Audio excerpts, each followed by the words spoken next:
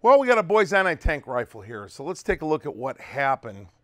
The gun was mutilated in an attempt to turn it into just basically an enormous, very expensive paperweight.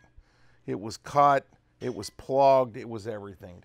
So rather than attempt to try to save the original 55 caliber barrel with its unobtainium $250 a round ammo, a Browning machine gun barrel is going to be pressed into service.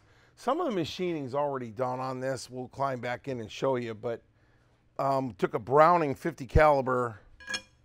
Yeah, swallows that thing. So it gives us two advantages. When we're all done, you really won't be able to tell. We're machining a sleeve that's going to slide down over this and have the recoil grooves in it. This entire setup slides back and forth inside this frame, and it's got a spring buffer. It's kind of set up, Barrett set his gun up kind of like this, where the whole thing delays the recoil impulse somewhat. So we'll just take a 50 caliber Browning barrel. Ammunition is far easier to obtain, and it won't be a destructive device, and it's got new rifling. The old one was kind of rotted out. We'll go ahead and put the muzzle device on it and reassemble this whole thing. Modify the ammo to fit the box. We're not going to modify the box to fit the ammo, so we'll probably just cut the noses off of these projectiles. And it'll all fit, and we'll be able to run a pretty rare, pretty interesting piece of kit. So this is another thing that's just rolling through the shop. Number 4, Mark I. I've got mutt wood for it. There's repop wood. This stuff is either repop or birch. It's all been hacked up. The muzzle's been creamed. So kind of here's my idea where I want to go with this. We want to cut it down shorter, but we're not going to do it the way people typically do it. That forend is made out of birch. I don't want to use that. This one is walnut. We'll probably use this. This is repop walnut. That's birch. I don't want to use that. It had a walnut rear end on it.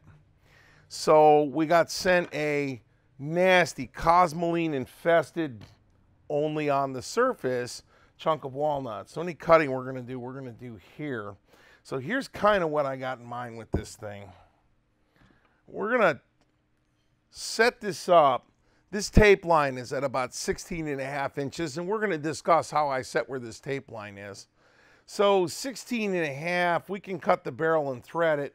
So I'm thinking muzzle device there. And then the front sight on this bad boy, here, let's look at it this way. Put the muzzle device right about there. We can cut the threads way back past 16. It's no big deal. Then this entire front end is going to come off the gun. And we'll just use this as a placeholder here. We'll have the front sight mounted there up against this protector.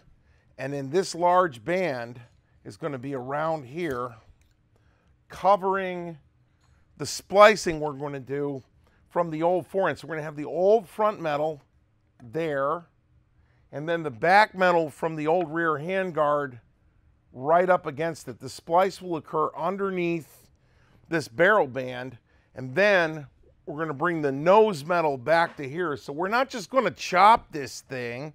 I want to make it look like it was made this short. So we're going to bring this wood thickness here down to the thickness of the forend. So the entire gun's going to look like the middle disappeared, not the front end came back. At least that's the operative idea. The bore on this thing is okay. The muzzle is hosed. So this was a good place to start. No two numbers on this thing match. Trust me, it wasn't Lawrence of Arabia's gun.